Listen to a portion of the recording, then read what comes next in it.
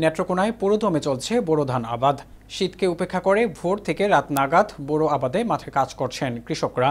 কৃষকদের দাবি, সার, বীজ, বিদ্যুতের দাম বেশি থাকার বিপরীতে ধানের দাম কম থাকায় সংকটে পড়তে হয় তাদেরকে। তাই বিষয়টি সরকারিভাবে বিবেচনায় নেওয়ার দাবি তাদের। এদিকে কৃষি কর্মকর্তারা বলছেন, আবহাওয়া অনুকূলে রয়েছে। সার, বীজ সহ চারার সংকট না থাকায় জেলায় আবাদের লক্ষ্যমাত্রা অর্জিত হবে।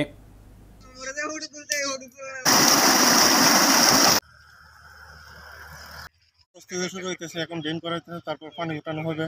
পানি উঠানোর পরে মনোরঞ্জন মেশিন দিয়ে হাল চাষ করা হবে, মই দেওয়া হবে, সার বোনা হবে, তারপর বীজতলা থেকে চারা সংগ্রহ করতে হবে। পুরোদম অবস্থায় সকাল থেকে সন্ধ্যা পর্যন্ত একটা ব্যস্ততার মধ্যে আছে। আমরা বর্তমানে খুব ব্যস্ত আছি। জমিতে পানি উঠাইতে হইতেছে, রাত দিন একটা নাই, পানির জন্য আমরা ব্যস্ত। অনেক সময় অনেকেই ঝগড়া করতেছে, আমার জমি আগে পানি দিতে হইব, এই নিয়ে সবাই ব্যস্ত। চার দিতে হইতেছে, রোয়া দিতে হইতেছে। জিনিসপত্রের দাম তো এই যে সারের দাম তো ওই যে 1050 টাকা, এটা বলি কিতাব সরকার ভর্তুকি দিচ্ছে না কিতা। ধান যে আমরা করি, কৃষক আলবানি লাগানি সব কিছু কামলা উঠে করে নি লাগে। তারপরে যে ধান মেশিন দেওয়ার ওই বন্ধ যে মেশিন আছে, যেন হানি তোলার মেশিন, এটা 800 টাকা কাটা নেয়।